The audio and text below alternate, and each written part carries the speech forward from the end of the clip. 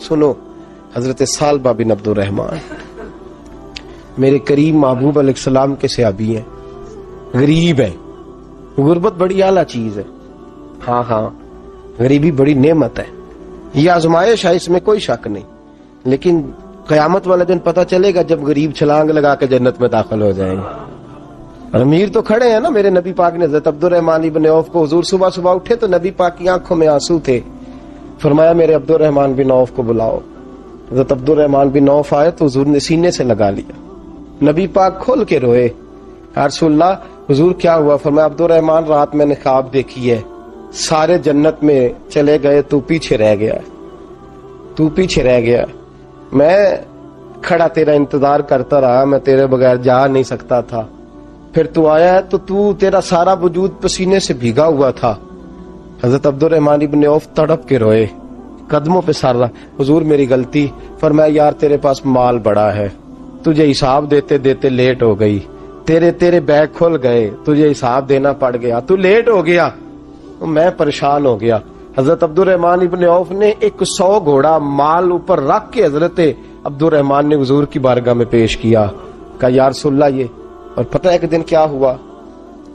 ایک دن سرکار کے وصال ظاہری کے بعد حضرت عبد الرحمن ابن عوف نبی پاک کے گھر کے دروازے کے باہر آ کے بیٹھ گئے اور یوں سر کو پکڑا ہوا ہے، رو رہے ہیں. حضرت ام سلمہ حضور کی زوجہ باہر آئیں. کہا بیٹا عبد الرحمن کیا ہوا؟ جب پوچھا کیا ہوا تو اور کھول کے روئے. کہا کیوں روتا ہے؟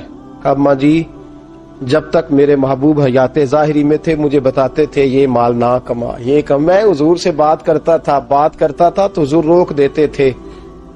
اب مجھے ظاہراً بتانے والا کوئی نہیں، مال کے ڈھیر لگ گئے ہیں.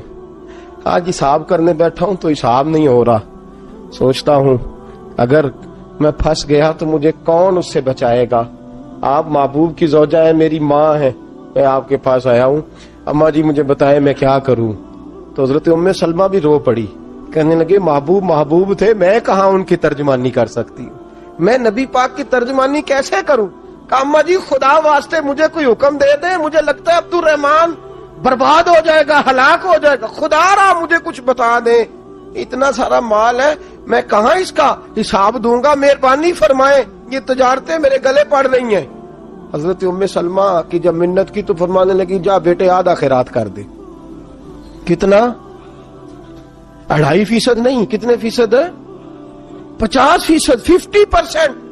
حضرت عبد الرحمن ابن عوف گئے اور 50% خیرات کر کے کہنے لگے اماں میں نے 50% دے دیے، میں بچ جاؤں گا نا، میں بچ جاؤں گا، میں دے آیا ہوں آدھا. تو حضرت ام سلمہ فرمانے لگی میں نبی پاک کی بارگاہ میں سفارش کروں گی تیری، اور نبی پاک اللہ کی بارگاہ میں سفارش کرے صلی اللہ علیہ وسلم. حضرت سالبہ بن عبد الرحمن، حضور دعا کر دیں، غریبی ہے. میرے نبی پاک نے فرمایا تجھی اس حال میں ہے بہتر ہے. کرتے ہیں حضور نہیں دعا کر دیں. فرمایا تجھی اس حال میں ہے. تیسری دفعہ پھر آ گئے، حضور نے دعا کر دی. 4 بکریاں تھیں، چند مہینے گزرے، کچھ تجارت شروع کی، چھوٹے موٹا لین دین شروع کیا تو 40 ہو گئیں. کچھ وقت اور گزرا تو ریوڑ بن گیا، پھر گائیں بھی آ گئیں، پھر اونٹ بھی آ گئے، پھر لائنیں لگ گئی. پھر ہر وقت حضور کے قریب بیٹھنے کو دل کرتا تھا. اب لین دین کے معاملات تھے، اب ذرا طبیعت تھوڑی پیچھے ہٹنے لگی، تھوڑا دل پیچھے ہٹنے لگا. پہلے 5 نمازیں مسجد میں، پھر زور اثر کی چھٹی، میری طرف دیکھو اور دیکھو میں کیا عرض کر رہا ہوں. پھر زور اثر گئی، پھر کچھ وقت گزرا تو مغرب بھی گئی، پھر اتنی بڑی حویلی کوئی نہیں. پھر باہر جا کے مدینے سے ڈیرا لگا لیا، جمعے کے جمعے آتے. زکوٰۃ کا حکم آ گیا 2 ہجری میں. حضرت ابو ہریرہ رضی اللہ تعالیٰ عنہ امیر زکوٰۃ مقرر ہوئے. 5 اونٹوں پر 1 بکری، یہ زکوٰۃ ٹھہری. اب جب گئے نا اونٹ گنے اور بکریاں گننے لگے، اوہو 1 کروڑ پہ 2.5 لاکھ کس نے دیا تھا؟ دعا کس نے فرمائی؟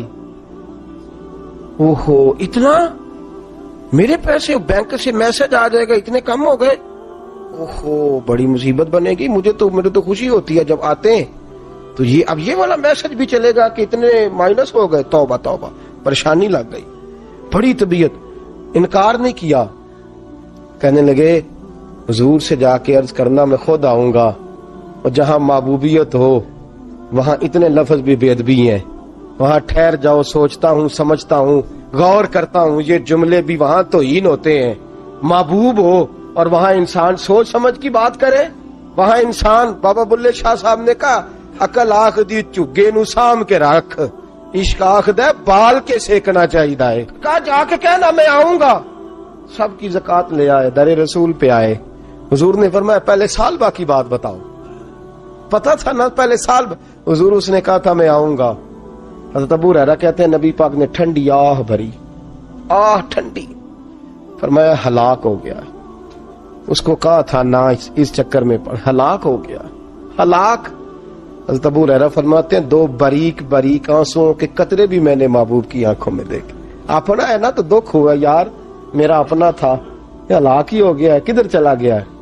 ان کو بھی بعد میں خیال آیا، او ہو میں تو غریب تھا، یہ آیا کدھر سے تھا؟ میں تو غلامی رسول میں آتا گیا تو رب میری عزتیں بڑھاتا گیا، یہ میں کس چکر میں پڑ گیا؟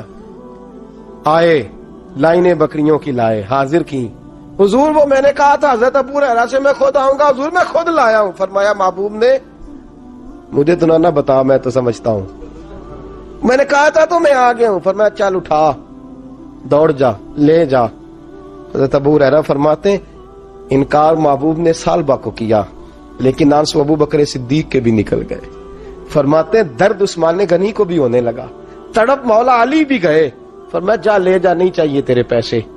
فرماتے ہیں سالبہ نے ہاتھ باندھے، کہا محبوبہ غلطی ہو گئی، حضور مجھے، فرمایا تجھے کہا نہ تیرے نہیں چاہیے، نکل جا۔